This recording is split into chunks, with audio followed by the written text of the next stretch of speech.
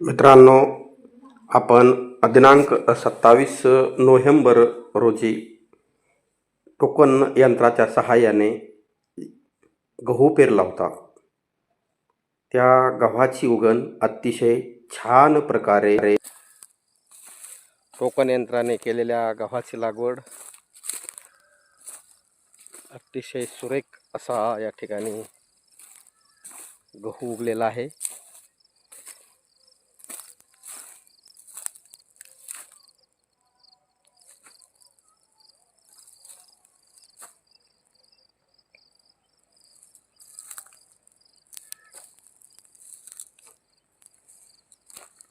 या ठिकाणी मजुराची अतिशय बचत होते टोकन यंत्रामुळे.